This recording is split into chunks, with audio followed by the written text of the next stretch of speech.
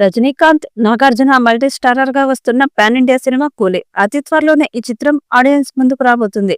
లోకేష్ కనగరాజ్ దర్శకత్వంలో తెరకెక్కిన ఈ సినిమా కోసం కేవలం రజనీకాంత్ అభిమానులు మాత్రమే కాదు, కోలీవుడ్ మొత్తం ఎంత ఆతృతగా ఎదురు చూస్తూ ఉంది. ఎందుకంటే కోలీవుడ్ కి ఇప్పటి వరకు 1,000 కోట్ల సినిమా కూడా లేదు. కూలీ చిత్రం ఖచ్చితంగా 1000 కోట్ల క్లబ్ లోకి చేరుతుందని బలమైన విశ్వాసం వ్యక్తం చేస్తున్నారు. ఇకపోతే ఈ సినిమా ప్రీ రిలీజ్ బిజినెస్ కూడా కనివిని ఎరుగని రేంజ్ లో ఉన్నాయి.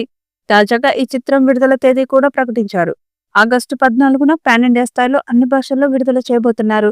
ఇక ప్రీ రిలీజ్ బిజినెస్ భారీ స్థాయిలో జరుగుతుంది.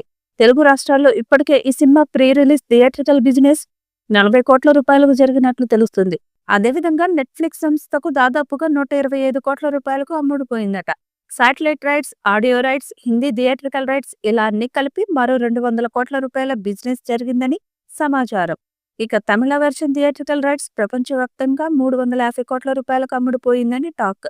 అలా ఓవరాల్ గా ఈ చిత్రానికి దాదాపుగా 750 కోట్ల రూపాయల బిజినెస్ జరిగిందట.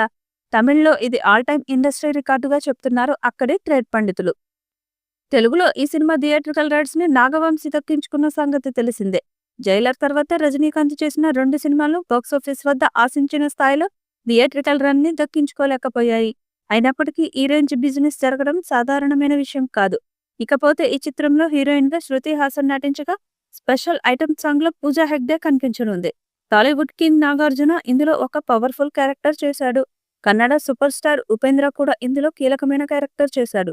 ఇక క్లైమాక్స్ లో Bollywood super star Aamir Khan guest role లో కనిపిస్తాడని, ఇలా సినిమా మొత్తం స్టార్స్ తో నిండిపోయి ఉంటుందని, 1000 కోట్లు కాదు 2000 కోట్ల రూపాయల గ్రాస్ వసూళ్లను రాబట్టినా ఆశ్చర్యపోనక్కర్లేదని అంటున్నారు తమిళ ట్రేడ్ పండితులు.